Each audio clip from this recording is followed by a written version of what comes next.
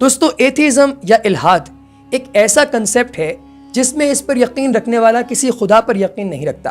اس کو یہ لگتا ہے کہ یہ دنیا عارضی ہے اور اس دنیا کے بعد اور کوئی چیز موجود نہیں ہوگی۔ وہ خدا پر یقین نہیں رکھتا اور نہ وہ روز آخرت پر یقین رکھتا ہے، اور وہ سمجھتا ہے کہ دنیا خود بخود بن گئی۔ ایک ایسا ہی ایتھیسٹ اپنے 2 سوالات کے ساتھ ڈاکٹر ذاکر نائک کی خدمت میں پیش ہوا اور سوال کرنے لگا کہ ڈاکٹر صاحب میرے آپ سے 2 سوالات ہیں۔ میں آپ کو یہ بتانا چاہتا ہوں کہ میں نے آپ کی بہت ساری انٹرنیٹ پر ویڈیوز سنی ہیں، آپ کی DVDs دیکھی ہیں، میرے بہت سارے دوست ہیں جو کہ آپ کو سنتے ہیں، پسند کرتے ہیں۔ میرا تعلق امریکہ سے ہے، ایریزونا اسٹیٹ سے، اور میرے دوست احباب نے آپ کی ویڈیوز سن کر دین اسلام کی جانب کنورژن بھی اختیار کی، یعنی اگر وہ پہلے ایتھیسٹ تھے یا پھر وہ عیسائیت کے ساتھ منسلک تھے تو ان لوگوں نے آپ کی ویڈیوز سن کر دین اسلام کو قبول کر لیا۔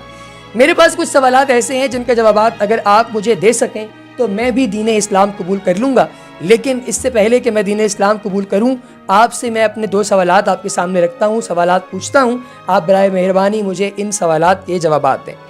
ان کا سب سے پہلا سوال یہ تھا کہ مجھے یہ بتائیے کہ ایک خدا جس نے انسان کو پیدا فرمایا، وہ پیدا کرنے سے پہلے جانتا ہے کہ کون سا انسان جنت جائے گا، کون سا انسان جہنم جائے گا، کس کو جہنم میں جلایا جائے گا، کس کو جنت کے اندر چیزوں سے نوازا جائے گا، اور کس کو اس امتحان کے اندر کامیابی عطا کی جائے گی، وہ خدا آخر کیوں اپنے لوگوں کو پیدا کر کے بعد میں خود ہی جلاتا ہے؟ آخر کیا وجہ ہے کہ انسان پیدا کرتا ہے لوگوں کو اور پھر اس کے بعد ان کو خود جہنم کے اندر جلاتا ہے اور ان میں سے کچھ کو جنت الفردوس عطا کرتا ہے؟ کیا خدا کسی دوسرے کو تکلیف پہنچا کر اپنے لیے خوشی کا سامان کریٹ کرتا ہے؟ کیا خدا تکلیف پہنچا کر خوشی محسوس کرتا ہے؟ کیا خدا سیڈسٹک ہے؟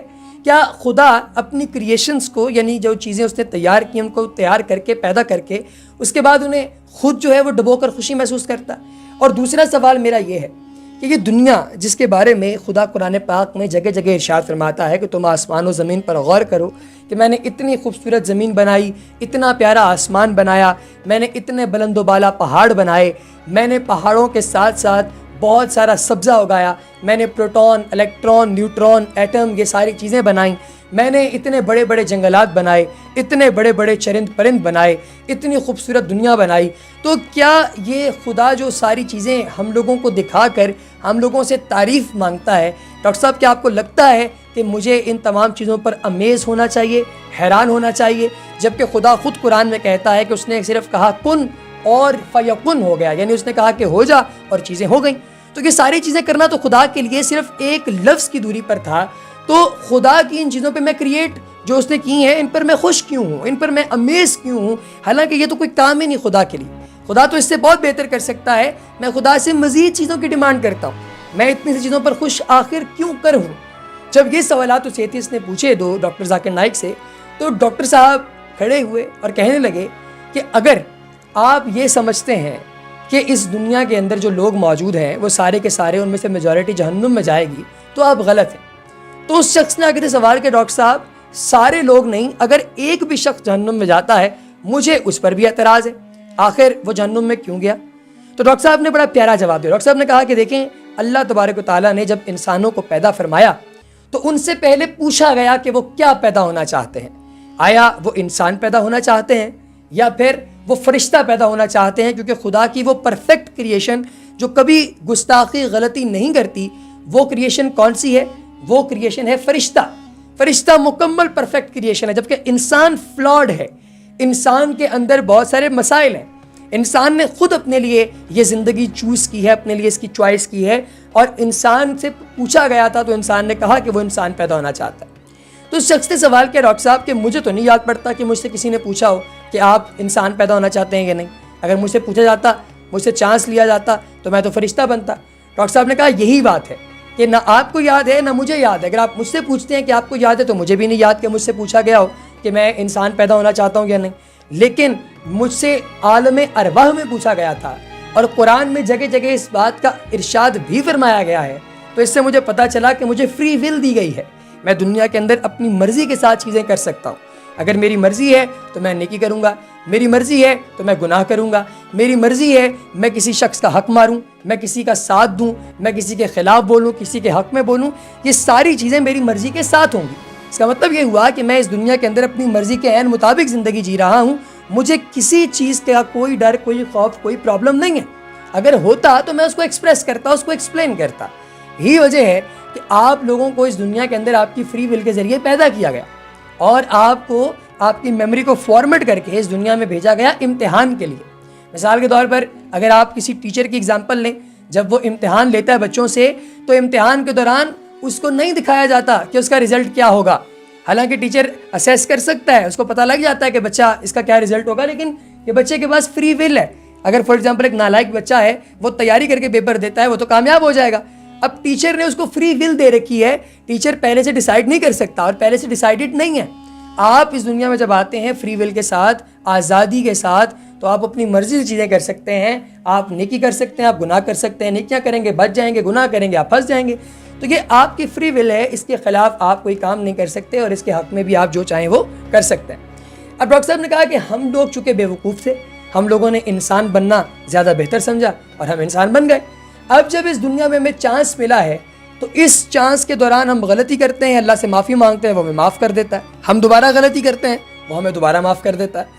ہم اس دنیا کے اندر آ کر ہمارے پاس ایک چوائس ہے، ایک چانس ہے. ہم جتنی بار چاہیں معافی مانگیں، اللہ پاک کی ذات ہمیں ہر دفعہ معاف کر دے گی. لیکن ہم جیسے ہی اس دنیا سے جائیں گے اس کے بعد کوئی چوائس نہیں، اس کے بعد کوئی معافی نہیں، اس کے بعد صرف پکڑ ہے اور اس پکڑ سے آپ چھٹکارا حاصل نہیں کر سکتے. وہ پکڑ آپ کو الٹیمیٹلی ادھر لے جائے گی جہاں پر آپ نے جانا. تو آپ خدا کے جسٹس پر سوال نہیں اٹھا سکیں گے بروز قیامت. آپ نے کہا کہ ڈاکٹر صاحب نے کہا کہ قرآن پاک میں اللہ تبارک و تعالیٰ کی ذات نے بابان کے دوحل ارشاد فرمایا ہے کہ بروز قیامت خدائے بزرگ و برتر کے انصاف پر کوئی شخص سوال نہیں اٹھا سکے کہ اللہ کی ذات انصاف کرے گی. آپ بھی سائنس کے اسٹوڈنٹ ہیں، میں بھی سائنس کا اسٹوڈنٹ. تو میں نے سائنس پڑھی ہے کہ 80% سائنس جو ہے وہ یہ بتاتی ہے آپ کو کہ قرآن پاک میں بتائی گئی چیزیں بالکل درست ہیں، اور جو 20% چیزیں جو کہ ابھی تک ابہام کا شکار ہیں، وہ نہ ٹھیک ہیں نہ غلط ہیں، ان کے اوپر بھی سائنس کام کر رہی ہے. کیونکہ سائنس کا علم وقت کے ساتھ ایوالو ہوتا ہے، ارتقاء کے عمل سے گزر رہا ہے. آپ کو ابھی تک نہیں پتا کہ کون سی چیز ٹھیک ہے، کون سی غلط ہے. چیزیں ساری لائن کے اندر ہیں اور یہ الٹیمیٹلی ٹھیک ہو جائیں گی. اللہ تبارک و تعالیٰ کی ذات نے یہ فرمایا کہ اگر قرآن کو پہاڑ پر اتارا جاتا تو پہاڑ ریزہ ریزہ ہو جاتا. اس لیے انسان کے اوپر قرآن کو نازل فرمایا گیا تاکہ انسان اس قرآن کو پڑھے، سیکھے، سمجھے اور اس دنیا سے جب آخرت کی جانب جائے تو مکمل تیاری کے ساتھ جائے اور بروز قیامت انسان ایک اچھی اور احسن زندگی گزارے. جب یہ باتیں ڈاکٹر صاحب نے کہیں تو اس شخص نے سوال کیا کہ مجھے یہ بتائیے ڈاکٹر صاحب کہ اس امتحان میں چونکہ ہمیں تو پتہ ہے کہ کس نے فیل ہونا ہے، کس نے پاس ہونا ہے، تو اس بارے میں آپ کی کیا رائے ہے؟ ڈاکٹر صاحب نے کہا کہ ہمیں ہرگز نہیں پتہ کہ کس نے فیل اور کس نے پاس ہونا ہے. ہر بندے کو اللہ تبارک و تعالیٰ کی ذات نے اس امتحان کے اندر مکمل طور پر ریشنل آزادی دے رکھی ہے. آپ چاہیں، آپ کے سامنے دو راستے ہیں. آپ صبح اٹھ کر نماز پڑھ سکتے ہیں، آپ صبح اٹھ کر جا کر زنا کر سکتے ہیں. یہ دونوں آپ کی اپنی آزادی ہے، آپ کی اپنی فری ول ہے. آپ دونوں میں سے کچھ بھی کرنا چاہیں آپ کر سکتے ہیں. تو انسان جب ختم ہوگا تو اس کے بعد دیکھ سکے گا کہ اس نے دنیا کے اندر کون سے اعمال ٹھیک کیے اور کون سے اعمال غلط کیے. دنیا کے اندر اس کو پتہ نہیں چلے گا. میں ریشنل ہوں اور دنیا میں کوئی سوال ایسا نہیں ہے جس کا جواب قرآن پاک نہ دے سکے. فرانسس نے یہ کوٹیشن دی تھی، اس نے کہا تھا کہ if you have a little knowledge of science that will make you atheist but the full knowledge will make you a believer.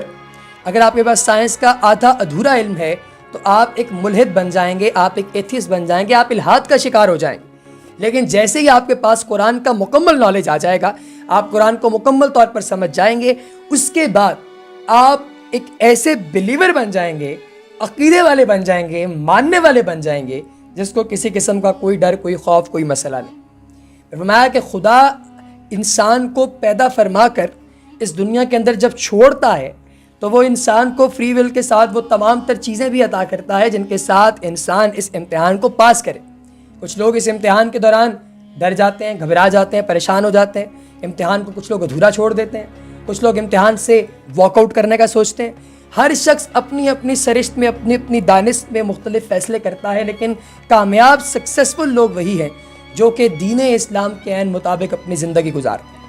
اگر آپ اپنی زندگی میں دین اسلام کو لے کر آئیں گے تو انشاءاللہ تعالیٰ آپ ایک اچھی اور احسن زندگی گزار کر بروز قیامت بھی سرخ روح ہوں گے. ہر شخص جنت میں جائے گا جو کہ نیکی کرے گا. یہ ایسے ہی ہے کہ ایک اسکول کے اندر 100 بچہ داخلہ لے، اس میں سے 30 بچے پاس ہوں اور وہ 30 بچے میڈیکل کالج جائیں باقی 70 نہ جا سکیں. دنیا کی مثال بھی بالکل ایسے ہی ہے.